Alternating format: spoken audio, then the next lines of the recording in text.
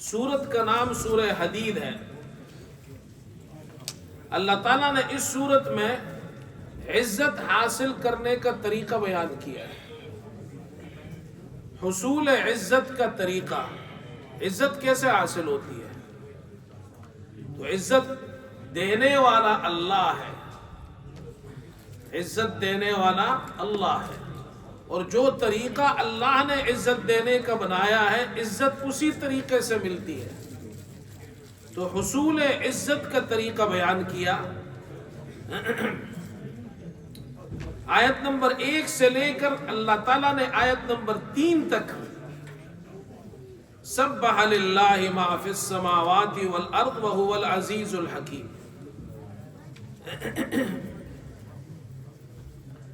اللہ کی پاکی بیان کرتے ہیں، جو آسمانوں میں ہے اور زمین میں ہے وہ زبردست ہے، عزیز ہے، الحکیم حکمت والا ہے۔ لہو ملک السماوات والارض، اسی کے لیے زمین اور آسمانوں کی بادشاہت ہے۔ یحیی و یمیت، وہ زندہ کرتا ہے اور وہی مارتا ہے۔ هو علی کل شیء قدیر، وہ ہر چیز پر قادر ہے۔ هو الاول، وہ سب سے پہلے ہے، وہ سب سے پہلے، اللہ سے پہلے کوئی چیز نہیں، اللہ سب سے پہلے ہے۔ والآخر، اور اللہ سب سے آخر میں، یعنی اللہ کے بعد کچھ نہیں ہے۔ ایسا نہیں ہے کہ اللہ کے بعد کچھ ہے، نہیں، اللہ سب سے آخر میں ہے۔ ساری دنیا یہ سب ختم ہو جائے، آخر میں ایک اللہ ہی ہے، اول بھی وہی ہے، آخر بھی وہی ہے۔ والظاہر، ظاہر بھی وہی ہے۔ ظاہر کا ایک معنی یہ ہے اللہ اتنا ظاہر ہے کہ انسان اس کو دیکھ نہیں سکتا، یہ معنی ایک کا ظاہر کا۔ اور ایک معنی ظاہر کا یہ اللہ غالب ہے، ہر چیز پر اللہ کو غلبہ حاصل ہے۔ والباطن، اللہ پوشیدہ ہے، مخفی ہے۔ اللہ تعالیٰ مخفی ہے، یعنی اللہ کو ظاہری آنکھ سے دنیا کی کوئی طاقت نہیں دیکھ سکتی ہے، کوئی آنکھ نہیں دیکھ سکتی ہے۔ ظاہر ہے یعنی دلائل کے اعتبار سے ظاہر ہے، اپنے دلائل کے اعتبار سے، نشانیوں کے اعتبار سے ظاہر ہے، اور باطن ہے، پوشیدہ ہے، کوئی اس کو دیکھ نہیں سکتا۔ یہ صفات اللہ کی بیان کی ہے، یہ ساری صفات اللہ کی ہے، لہٰذا اگر تم عزت چاہتے ہو تو اس اللہ کی تابعداری کرو تو تمہیں عزت ملے گی۔ اللہ کی ماننے سے عزت ملتی ہے، اور اللہ کی نہیں مانے تو عزت نہیں ملتی ہے۔ دوسری بات یہ ذکر فرمائی، انفاق فی سبیل اللہ، اللہ کے راستے میں خرچ کرو۔ یہ صحابہ کی صفت بیان کی ہے۔ وَمَا لَكُمْ أَلَّا تُنْفِقُوا فِي سَبِيلِ اللَّهِ، آیت نمبر 10 میں، تمہیں کیا ہو گیا اللہ کے راستے میں نہیں خرچ کرتے۔ وَلِلَّهِ مِيرَاثُ السَّمَاوَاتِ وَالْأَرْضِ، آسمانوں اور زمین کا میراث تو اللہ ہی کے لیے ہے۔ لا يستوي منكم من انفق من قبل الفتح وقاتل، جنہوں نے فتح مکہ سے پہلے قتال کیا، جہاد کیا اور خرچ کیا، انفاق کیا، تم میں سے کوئی ان کے برابر نہیں ہو سکتا۔ اب یہ صحابہ کی دو جماعت ہے، ایک جماعت وہ ہے جو فتح مکہ سے پہلے مسلمان ہوئی، رسول اللہ صلی اللہ علیہ وسلم کے ساتھ جہاد کیا اور اللہ کے راستے میں خرچ کیا، تم میں سے کوئی ان کے برابر نہیں ہو سکتا۔ اولئک اعظم درجۃ من الذین انفقوا من بعد وقاتلوا، جنہوں نے ان کے بعد یعنی فتح مکہ کے بعد جو رسول اللہ صلی اللہ علیہ وسلم پر ایمان لائے اور پھر جہاد اور قتال اور انفاق کیا، ٹھیک ہے، ان کے مقابلے میں جو پہلے جو مسلمان تھے فتح مکہ سے پہلے، ان کا درجہ بڑا ہے، ان کا درجہ ان پر بڑا ہے۔ لیکن درجے میں تو فرق ہے، جو فتح مکہ سے پہلے مسلمان ہیں ان کا درجہ اونچا ہے، جو بعد میں مسلمان ہوئے ان کے مقابلے میں ان کا درجہ اتنا بڑا نہیں ہے، درجے میں فرق ہے۔ لیکن اللہ فرماتے ہیں وَكُلًّا وَعَدَ اللَّهُ الْحُسْنَى، یہ یاد رکھے، سورہ حدید کی آیت نمبر 10 ہے۔ اللہ فرما رہے اللہ نے ہر ایک سے حسنہ کا وعدہ کیا، اور حسنہ سے مراد جنت ہے۔ چاہے صحابہ فتح مکہ سے پہلے جو مسلمان ہوئے جنہوں نے جہاد کیا، انفاق کیا، یا فتح مکہ کے بعد کیا، درجوں میں فرق ہے، درجے میں فرق ہے دونوں میں، لیکن اللہ فرما رہے جنت کا وعدہ سب کے ساتھ ہے۔ لہذا یہ ہمارا عقیدہ ہے اہل سنت والجماعت کا کہ تمام صحابہ جنتی ہے، یہ قرآن کا عقیدہ ہے، یہی اہل سنت والجماعت کا عقیدہ ہے۔ آگے پھر اللہ تعالیٰ فرما رہے ہیں یہ جو تم اللہ کے راستے میں خرچ کرو گے، اس کا نتیجہ کیا ہوگا، رزلٹ کیا ہوگا، اس کا رزلٹ کب نکلے گا؟ تو اللہ اس کا رزلٹ بیان کر رہے ہیں کہ جنہوں نے اللہ کی مانی، اللہ سے تعلق قائم کیا، اللہ کے راستے میں خرچ کیا، رزلٹ قیامت کے دن نکلے گا۔ جنہوں نے نہیں مانی ان کا بھی نکلے گا۔ اب دیکھو آیت نمبر 12 میں، آیت نمبر 12 میں اور 13 میں، یوم تری المؤمنین والمؤمنات، اس دن آپ ایمان والے مردوں اور عورتوں کو دیکھیں گے اس حال میں، یسعی نورہم بین ایدیہم وبایمانہم، ان کا نور ان کے دائیں طرف اور ان کے سامنے دوڑ رہا ہوگا۔ یہ ایمان والا نور ہوگا۔ یہ جو دنیا میں تم ایمان لائے، تم نے نیک اعمال کیے، یہ نور بن جائے گا۔ یہ نور آگے اور دائیں طرف دوڑے گا۔ بشراکم الیوم جنات تجری من تحتها الانہار خالدین فیہا، تمہیں خوشخبری ہے آج کے دن ایسی جنتوں کی جن کے نیچے نہریں جاری ہے، ہمیشہ ان میں رہیں گے وہ۔ ذالک هو الفوز العظیم، یہ بڑی کامیابی ہے۔ جب پل صراط پر پہنچیں گے تو اس کو پار کرنا ہوگا، تو اندھیرا چھا جائے گا، وہاں روشنی نہیں ہوگی، صرف روشنی وہ ہوگی جو ایمان کی روشنی ہوگی۔ وہ روشنی ایمان والوں کے آگے اور دائیں طرف چل رہی ہوگی، دوڑ رہی ہوگی۔ یہ تو اللہ کامیاب، رزلٹ نکل گیا وہاں کامیابی کا۔ اور اگلی آیت میں یوم یقول المنافقون والمنافقات، منافق مرد اور عورتیں کہیں گے ایمان والوں سے، للذین آمنوا انظرونا نقتبس من نورکم، ہمارا انتظار کرو ہم بھی تمہارے نور سے روشنی حاصل کر لے۔ تو ان سے کہا جائے گا دنیا میں جاؤ، یہ روشنی یہاں نہیں ملتی ہے، یہ دنیا میں ایمان لانے سے، نیک عمل کرنے سے ملتی ہے۔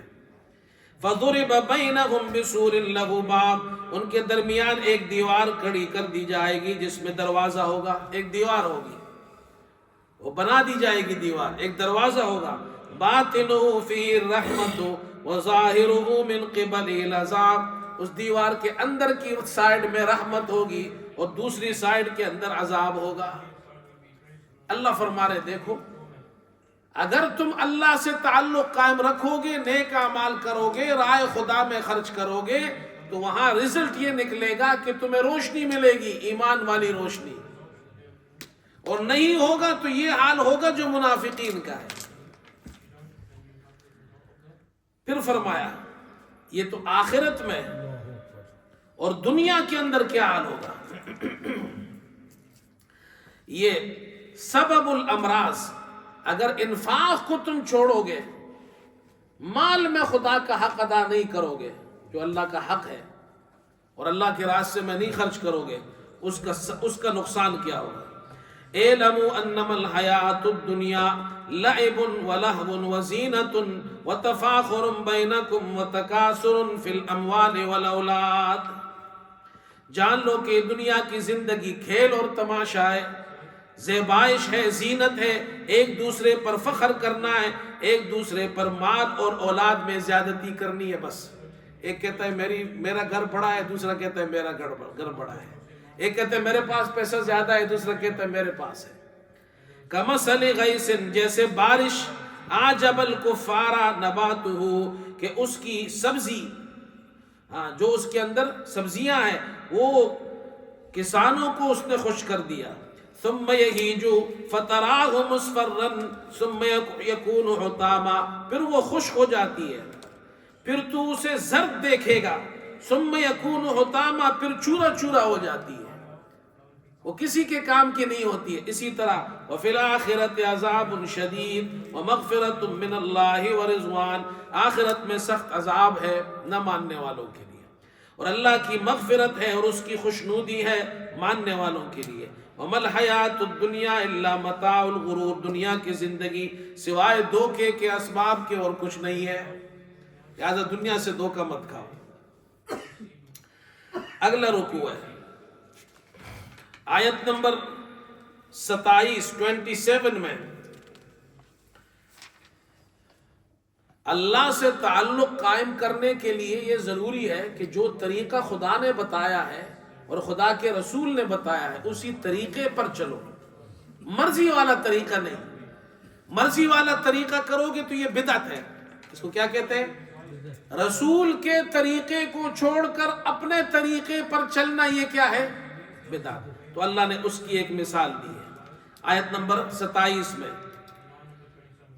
ثم قفینا علی آثارہم برسلنا، پھر ان کے بعد ہم نے اپنے اور رسول بھیجے، وقفینا بعیسی ابن مریم، حضرت عیسیٰ کے وقفینا بعیسی ابن مریم، اور عیسیٰ ابن مریم کو بعد میں بھیجا، وآتیناہ الانجیل، ہم نے ان کو انجیل دی، وجعلنا فی قلوب الذین اتبعوہ رأفۃ ورحمہ، عیسیٰ علیہ السلام کے ماننے والوں کے دلوں میں ہم نے نرمی اور مہربانی رکھ دی۔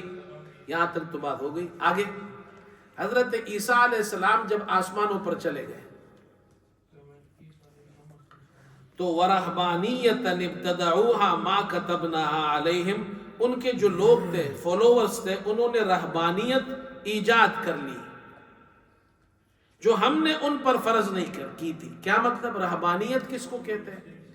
رہبانیت اس کو کہتے ہیں کہ آدمی سب کچھ چھوڑ دے، گھر بھی چھوڑ دے، اپنی فیملی کو بھی چھوڑ دے، رشتہ داروں کو، دوستوں کو چھوڑ دے، چلا جائے جنگل میں رہے، میں اللہ کو یاد کرتا ہوں، یا غار میں جائے، اندر غاروں میں رہے، میں اللہ کو یاد کرتا ہوں، میں عبادت کروں گا لیکن کسی سے ملوں گا نہیں، شادی نہیں کروں گا، فیملی کے ساتھ نہیں رہوں گا، ماں باپ کے ساتھ نہیں رہوں گا، انسانوں کے ساتھ نہیں رہوں گا، جنگلوں میں رہوں گا، غاروں میں رہوں گا، اس کو رہبانیت کہتے ہیں۔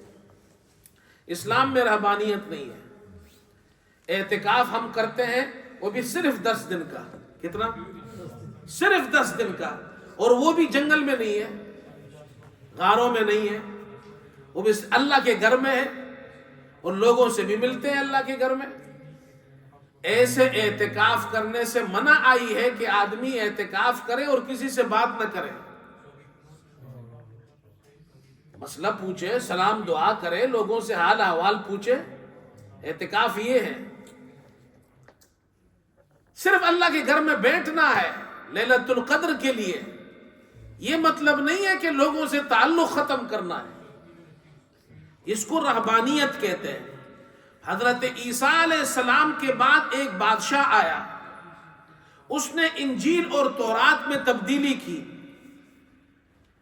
اور ایک جماعت تھی جو علماء کی تھی، تو وہ بادشاہ کا مقابلہ نہیں کر سکتی تھی وہ جماعت، اس لیے کہ بادشاہ کے پاس فوج تھی، طاقت تھی۔ یہ جو علماء تھے یہ تورات انجیل پر عمل کرنے والے تھے، یہ بادشاہ کے مخالف ہو گئے کہ بادشاہ نے تو مذہب خراب کر دیا، ان کا کتاب، ان کی تورات انجیل تبدیل کر دی، تو یہ لوگ اپنے مذہب پر عمل کرنے کے لیے جنگل میں چلے گئے کہ اگر ہم شہر میں رہیں گے تو بادشاہ تو ہمیں چھوڑتا نہیں ہے، عمل نہیں کرنے دیتا، تو یہ کہاں چلے گئے؟ جنگل میں۔ چلو ہم دور دراز جنگلوں میں، پہاڑوں میں جائیں گے، وہاں چھپ کر رہیں گے، اللہ کی عبادت کریں گے، جو حضرت عیسیٰ علیہ السلام کا طریقہ ہے۔ یہ جماعت تو ٹھیک تھی، ان کی نیت بھی ٹھیک تھی، یہ جنگلوں میں چلے گئے، پہاڑوں میں چلے گئے مجبوری کی وجہ سے۔ اس کے بعد جو اگلے لوگ آئے انہوں نے کہا نہیں، یہ جنگل میں جانا ضروری ہے، یہ بدعت انہوں نے شروع کر دی۔ انہوں نے کیا کہا؟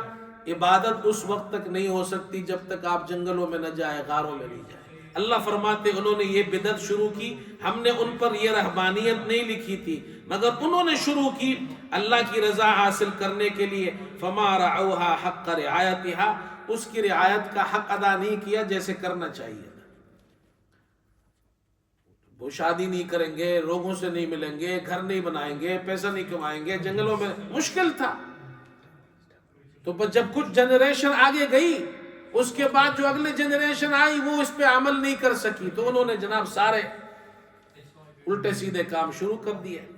اللہ فرماتے اگر تم میری رضا چاہتے ہو تو میرے طریقے پر چلو، میرے نبی کے طریقے پر چلو، خود طریقے مت ایجاد کرو۔ اس لیے کہ ان لوگوں نے خود طریقہ ایجاد کیا اور پھر آگے وہ سارا ان کا سسٹم سارا خراب ہو گیا۔ تو اسلام جو طریقہ سکھاتا ہے اسی طریقے پر چلنا ہے۔ اللہ کے پیارے نبی صلی اللہ علیہ وسلم نے جو بتایا ہے اسی پر چلنا ہے، اپنے طرف سے ایڈیشن نہیں کرنی ہے۔ یہ ان لوگوں نے کی تھی ایڈیشن، ساری خراب کر دی انہوں نے۔ یہ اللہ نے مثال دی ہے قرآن میں، تم ایسا مت کرو۔ اس کے بعد اگلی سورت ہے سورہ مجادلہ۔ اللہ تعالیٰ نے سورت کے شروع میں ایک عورت کا ذکر کیا ہے، وہ اپنا مسئلہ لے کر آئی، لیکن اللہ تعالیٰ اس سورت کے اندر ہمیں مسلمانوں کو، ہماری جماعت کو یہ سمجھا رہے ہیں کہ تمہارے مسلمانوں میں جو مسلمان ہیں، جہاں رہتے ہیں، جو تمہاری حکومت ہے، وہاں جو غریب لوگ ہیں جن کے مسئلے ہیں، کمپلینٹ لے کر آئے، شکایت لے کر آئے، تو تم ان کی شکایات کو سنو۔ اللہ نے بھی تو شکایت سنی ہے ایک عورت کی، اور اللہ کے نبی صلی اللہ علیہ وسلم کے پاس آئی شکایت لے کر، لہذا تمہارے مسلمانوں کا جو ملک ہے وہاں تمہارے پاس جو بادشاہ ہو، جو وہاں کا سربراہ ہے، اس کی ذمہ داری یہ ہے کہ وہ لوگوں کی کمپلینٹ سنے۔ اب وہ کمپلینٹ کیا تھی؟ کمپلینٹ دینی کمپلینٹ تھی، اس لیے کہ دین سب سے اہم چیز ہے۔ وہ کمپلین کیا لے کر آئی؟ خولہ بنت ثعلبہ، یہ ایک عورت ہے، حضرت اوس بن صامت ان کی بیوی ہے۔ انہوں نے زہار کیا۔ زہار اس کو کہتے ہیں اگر شوہر اپنی بیوی سے کہے انت علیہ کظہر امی، تو مجھ پر ایسی ہے جیسے میری ماں کی پیٹھ، ہماری ماں کی پیٹھ حرام ہے تو بھی حرام ہے۔ زمانہ جاہلیت میں جب کوئی شخص یہ کہہ دیتا تھا تو وہ سمجھتا تھا کہ بیوی حرام ہو گئی ہمیشہ کے لیے، اس کو زہار کہتے ہیں۔ اب یہ خولہ آئی، کہا اے اللہ کے رسول، شکایت لے کر آئی، مسئلہ پوچھ رہی ہے، تو تمہارے پاس ہر علاقے میں ایسے لوگ ہونے چاہیے جو لوگوں کے مسائل حل کریں، لوگوں کی مشکلات دور کریں۔ کوئی کمپلینٹ لے کر آئے تو ان کی کمپلینٹ دور کریں، کوئی مسئلہ ہے اس کا مسئلہ حل کرے، کوئی ایشو ہے تو اس ایشو کو حل کرے۔ یہ خولہ لے کر آئی مسئلہ، میرے شوہر نے میرے ساتھ زہار کیا۔ اس وقت تک یہ حکم نہیں آیا تھا، اور وہ آپ صلی اللہ علیہ وسلم سے اس بارے میں گفتگو کر رہی تھی۔ اللہ نے حضرت جبریل کو بھیجا۔ اب الفاظ دیکھیں، قد سمع اللہ قول التی تجادلک فی زوجہا، اللہ نے اس عورت کی بات سن لی جو آپ سے اپنے خاوند کے بارے میں جھگڑتی تھی، باتیں یہاں کر رہی تھی اور اللہ اوپر سن رہا تھا۔ وَتَشْتَكِي إِلَى اللَّهِ، اللہ کے جانب میں شکایت کرتی تھی۔ وَاللَّهُ يَسْمَعُ تَحَاوُرَكُمَا، اللہ نے تم دونوں کی گفتگو اللہ سن رہا تھا۔ إِنَّ اللَّهَ سَمِيعٌ عَلِيمٌ۔ پھر اگلی آیت میں فرمایا کہ زہار کرنے سے الَّذِينَ يُظَاهِرُونَ مِنْكُم مِّن نِّسَائِهِمْ مَا هُنَّ أُمَّهَاتِهِمْ، ایسے بولنے سے وہ ماں نہیں بنتی ہے بیوی۔ ہاں یہ بولنا صحیح نہیں ہے، اگر کسی نے اس طرح بولا ہے اب اس کو جا کے آگے پھر کیا کرنا ہے، تو اس اگلی آیت میں اس میں فرمایا فَتَحْرِيرُ رَقَبَةٍ مِّن قَبْلِ يَتَمَاسَّا ذَلِكُمْ تُوعَظُونَ بھی آیت نمبر 3 میں، اور آیت نمبر 4 میں فَمَن لَّمْ يَجِدْ فَصِيَامُ شَهْرَيْنِ مُتَتَابِعَيْنِ، یا تو غلام آزاد کرے۔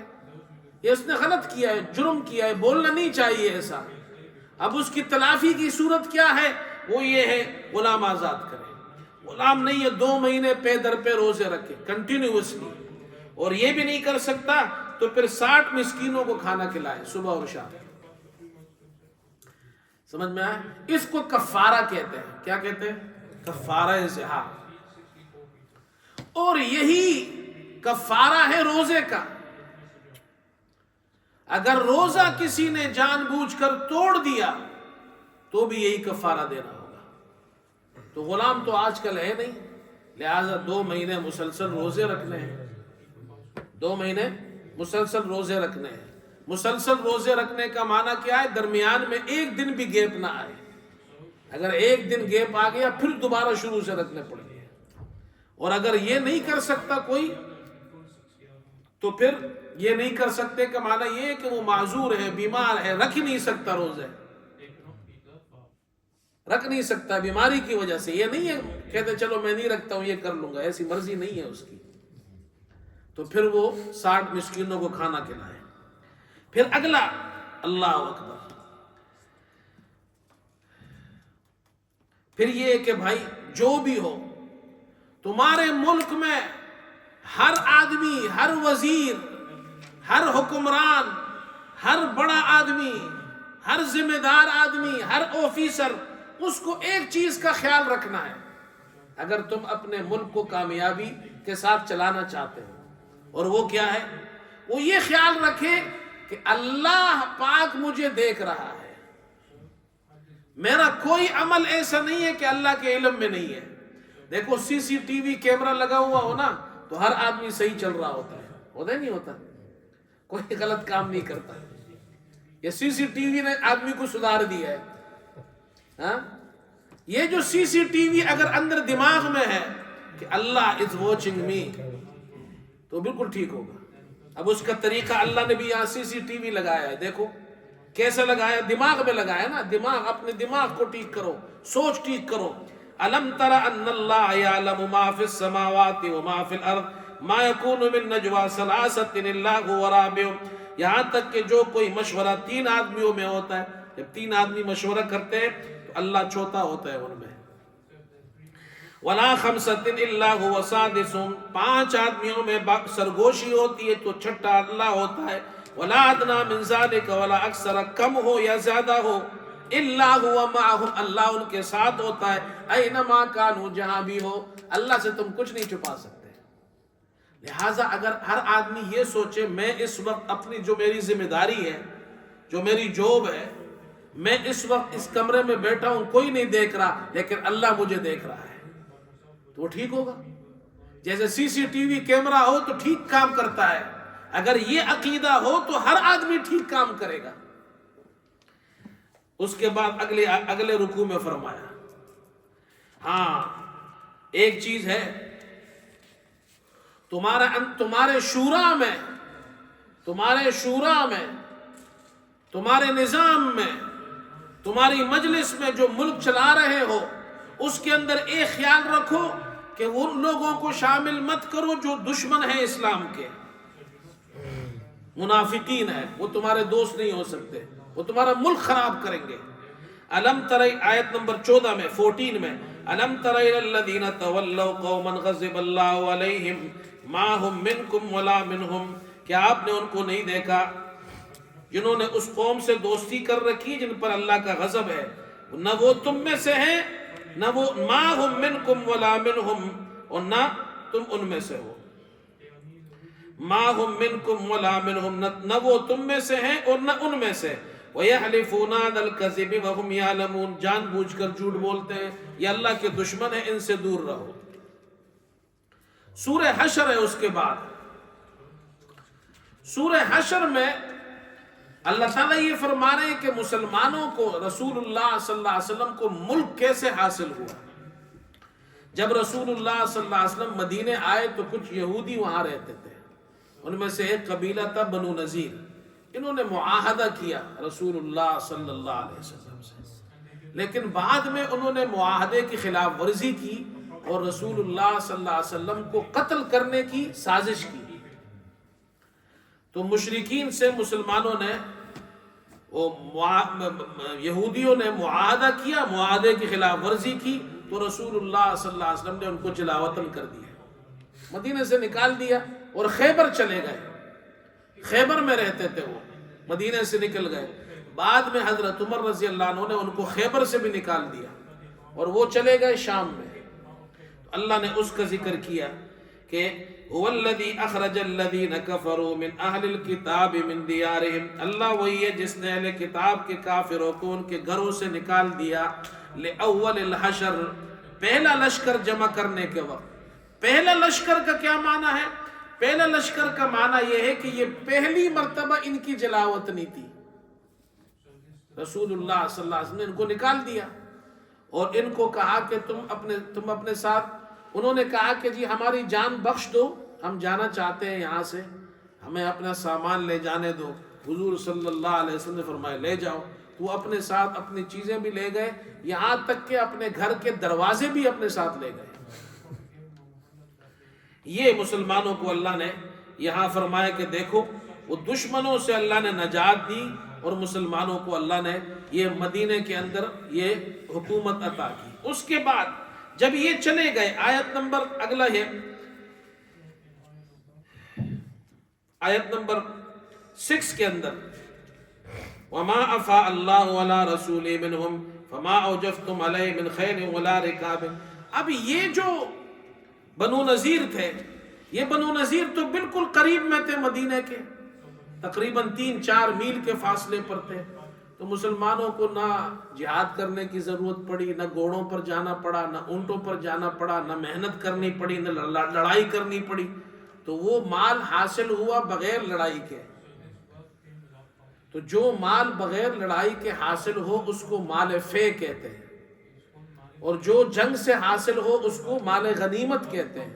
مال غنیمت کے اندر اللہ کا حکم اور ہے، 4 حصے مجاہدین میں تقسیم ہوتے، ایک حصہ اللہ رسول کا ہے جو رسول اللہ صلی اللہ علیہ وسلم اپنی ثوابدید پر اس کو تقسیم کرتے ہیں، رشتہ داروں، غریبوں، مسکینوں کو ان کو دیتے ہیں، جس کا ذکر سورہ انفال میں ہم نے پڑھا تھا۔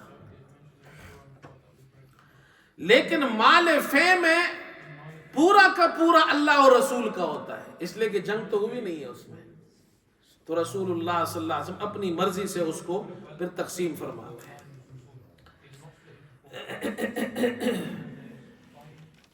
اور اگلے رکوع میں فرمایا دیکھو، یہ جو ہم نے تمہیں ملک دیا ہے، ہم نے تمہیں بادشاہت دی ہے، ہم نے تمہیں حکومت دی ہے، اب یاد رکھو یہ جو بادشاہت ہم نے تمہیں دی ہے، اگر کسی قوم کے اندر منافق پیدا ہو جائے تو ایسے منافقوں کی وجہ سے اس ملک کے اندر، اس کی سلطنت کے اندر زوال پیدا ہو جاتا ہے۔ یاد رکھو، مسلمانوں کی تاریخ پڑھو، شروع سے پڑھے آپ تاریخ، مسلمانوں نے بڑی بڑی حکومتیں کی ہیں، بنو امیہ کی حکومت رہی بڑی، آپ تاریخ دیکھیں گے حیران رہ جائیں گے، پھر بنو عباس کی حکومت رہی، یہ جو اندلس میں مسلمانوں نے، اسپین جس کو کہتے ہیں، اسپانیہ، مسلمانوں نے یہاں حکومت کی، یہ جو ترکی کی حکومت ہے، عثمانی حکومت، یہ ابھی 100 سال پہلے ختم ہوئی ہے، 100 سال پہلے، ورنہ مسلمانوں کی خلافت تھی پوری تقریباً دنیا کے بہت بڑے حصے پر، جس میں کئی ممالک اس خلافت کے انڈر میں تھے۔ سمجھ لو تقریباً یہ 15ویں صدی ہے تو سمجھ لو 14 صدیوں تک مسلمانوں نے دنیا پر راج کیا ہے، پوری دنیا پر۔ یہ آخر جب بھی آپ دیکھو مسلمانوں کو جو نقصان ہوا ہے، ان کے اندر کے لوگوں نے نقصان پہنچا ہے، منافقین نے، اندر کے لوگوں نے۔ اللہ یہاں فرما رہے ہیں جب تمہارے اندر منافق پیدا ہوں گے تمہارے ملک کو زوال ہوگا۔ الم تر الی الذین نافقوا، آیت نمبر 11 میں، کیا آپ نے منافقوں کو نہیں دیکھا؟ یقولون لاخوانہم الذین کفروا من اہل الکتاب، جو اپنے اہل کتاب بھائیوں سے کہتے ہیں لئن اخرجتم لنخرجن معکم، اگر تم نکالے گئے تو ہم بھی تمہارے ساتھ نکلیں گے۔ مطلب کیا ہے؟ جب بنو نذیر کو رسول اللہ صلی اللہ علیہ وسلم نے مدینے سے نکال دیا تو یہ جو مدینے کے اندر منافق تھے، ابن ابی جو منافقوں کا سردار تھا، یہ آیا اور اس نے بنو نذیر سے کہا کہ تم مت جاؤ، ادھر ہی رہو، ہم بھی تمہارے ساتھ رہیں گے، اگر تمہیں نکالا گیا تو ہم بھی نکلیں گے۔ اور ہوا کیا پھر؟ پھر ان منافق وہ جب ان یہودیوں کو نکالا تو یہ لوگ نہیں نکلے. اللہ فرماتے ایسے منافقوں سے بچو. یہ جب تمہارے ملک کے اندر ہوں گے تو تمہارے ملک کو نقصان پہنچائے گا، لہذا ان پر اعتماد مت کرو. پھر اگلا آخری رکوع ہے اس سورت کا، العزت فی القرآن، عزت قرآن میں ہے. لو انزلنا هذا القرآن، آیت نمبر 21 میں، لو انزلنا هذا القرآن على جبل لرأيته خاشعا متصدعا من خشیت اللہ، اگر ہم اس قرآن کو کسی پہاڑ پر نازل کرتے تو آپ دیکھتے کہ اللہ کے خوف سے وہ جھک کر پھٹ جاتا، وہ پہاڑ بھی پھٹ جاتا، ریزہ ریزہ ہو جاتا. یہ اتنا عظیم کلام ہم نے تمہیں دیا ہے. مسلمانوں کی عزت قرآن میں ہے. آپ قرآن پڑھو شروع سے آخر تک، آپ کو یہی ملے گا، مسلمانوں کی عزت قرآن میں ہے. اللہ اکبر. آگے چلے، سورہ ممتحنہ ہے. اب جو تمہارے رسول اللہ صلی اللہ علیہ وسلم مدینے میں تھے تو ان کے دشمن بھی تھے. اللہ تعالیٰ فرما رہے، دیکھو پہلی آیت میں اللہ تعالیٰ نے 4 باتیں کی ہیں، اور یہ کیا باتیں ہیں اس کو سمجھنے کے لیے یہ سمجھے کہ جب مسلمانوں کا مشرکین سے معاہدہ ہوا، صلح حدیبیہ ہوا،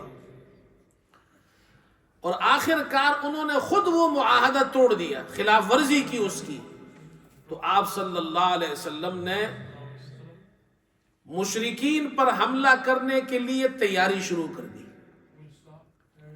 تو مدینے میں مسلمانوں کو پتا تھا کہ آپ اب جنگ کریں گے، مشرکین پر حملہ کریں گے.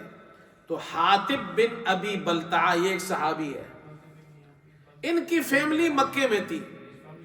انہوں نے کہا چلو میں مشرکین کو بتا دیتا ہوں کہ مسلمان آنے والے ہیں، تو جیتیں گے، ویسے ہی ہم مسلمان ہی جیتیں گے. فائدہ یہ ہوگا کہ کم از کم میرے اس بتانے سے وہ لوگ میری فیملی کو کچھ نہیں کہیں گے. یہ ان سے یہ بات انہوں نے کی، اور انہوں نے خط لکھا اور ایک عورت کو خط دیا کہ جاؤ یہ خط، جب تم مکے جا رہی ہو تو یہ خط بھی ساتھ لے جاؤ. حضور صلی اللہ علیہ وسلم کو اللہ نے بتا دیا وحی کے ذریعے. آپ نے حضرت علی، حضرت مقداد اور زبیر کو بھیجا، وہ گئے اور اس عورت سے وہ خط لے کر آئے. اور پھر آپ نے اس سے پوچھا تو اس نے کہا اللہ کے رسول میں مسلمان ہوں، اسلام میں نے نہیں چھوڑا ہے، میں نے صرف یہ بات اس لیے کی تھی کہ مجھے یقین تھا اللہ ہمیں فتح ہمیں دے گا. میں نے صرف اس لیے ان کو یہ خط لکھا ہے کہ وہاں میری فیملی ہے تو یہ میری فیملی کو تنگ نہیں کریں گے، یہ میرا ان پر ایک احسان ہوگا. باقی آپ اللہ کے رسول ہیں، فتح آپ کو ہی ملے گی. آپ صلی اللہ علیہ وسلم نے فرمایا ٹھیک ہے. ان کا یہ اللہ تعالیٰ نے بھی قبول فرمایا عذر، اللہ کے رسول صلی اللہ علیہ وسلم نے بھی فرمایا قبول. اب یہاں فرما رہے ہیں کہ دیکھو یہ جو دشمن ہے تمہارے، پہلی آیت میں فرما رہے یا ایھا الذین آمنوا لا تتخذوا عدوی وعدوکم، میرے دشمنوں اور اپنے دشمنوں کو دوست مت بناؤ. دیکھو یہ تمہارے دوست نہیں ہے، اللہ کے دشمن ہے. پہلی بات تو یہ فرمایا یہ کس کے دشمن ہیں؟ اللہ کے. نمبر 2 آگے وَقَدْ كَفَرُوا بِمَا جَاءَكُم مِّنَ الْحَقِّ يُخْرِجُونَ الرَّسُولَ وَإِيَّاكُمْ، فرمایا عدوی وعدوکم، یہ میرے دشمن ہے اور تمہارے دشمن ہے، یعنی اللہ کے بھی دشمن ہے اور تمہارے بھی دشمن. آگے فرمایا وَقَدْ كَفَرُوا بِمَا جَاءَكُم، تمہارے پاس جو سچا دین آیا ہے اس کے منکر ہے. مطلب کیا ہے؟ قرآن کے بھی دشمن ہے.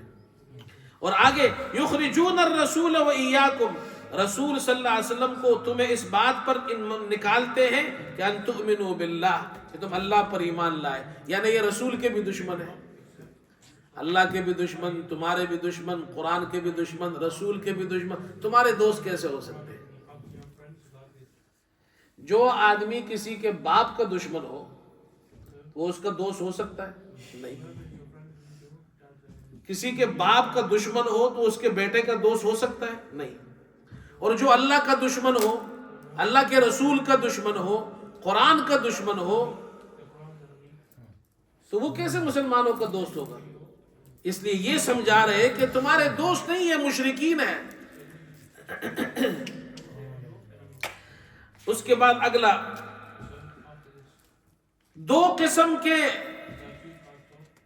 کفار ہے،